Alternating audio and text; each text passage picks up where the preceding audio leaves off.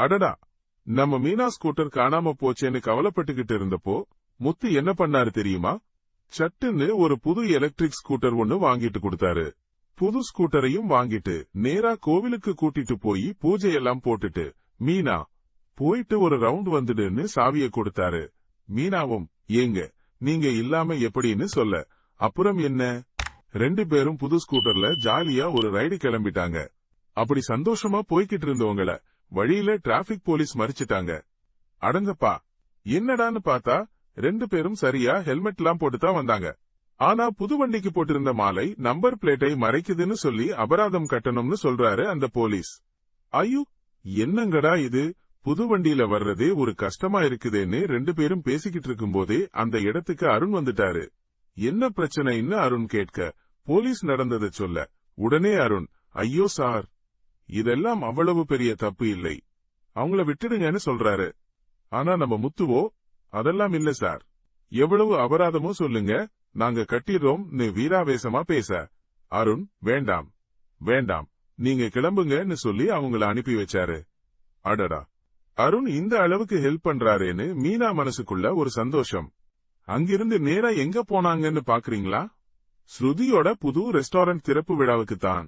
அங்க நம்ம மீனாவோட அம்மா சீதான்னு அவங்க குடும்பமே வந்திருந்தது.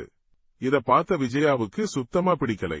மூஞ்சிய தூக்கி வச்சுக்கிட்டு ஒரு பக்கமா நின்னாங்க. அப்புறம் அங்க வந்த ஸ்ருதியோட அப்பா அம்மா வழக்கம் போல மீனாவோட தொழிலை மட்டம் தட்டும் விதமா பேச ஆரம்பிச்சாங்க.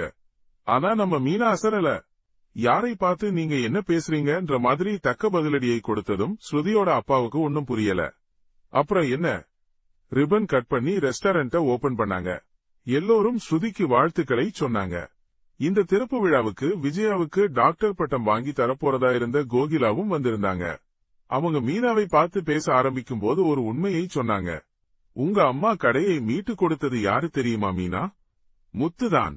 ஆபீசர் கிட்ட பேசி அவர்தான் எல்லாத்தையும் பண்ணி மீட்டு கொடுத்தாருன்னு கோகிலா சொன்னாங்க.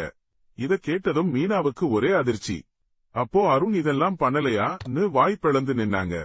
பக்கத்துல இருந்த சீதாவுக்கும் இந்த உண்மை கேட்டதும் தலையில இடி விழுந்த மாதிரி இருந்தது. அப்போ இத்தனை நாளா அருண் சொன்னதெல்லாம் சுத்த உருட்டான்னு எல்லோரும் ஒரு நிமிஷம் அதிர்ச்சியில உறைஞ்சு போயிட்டாங்க.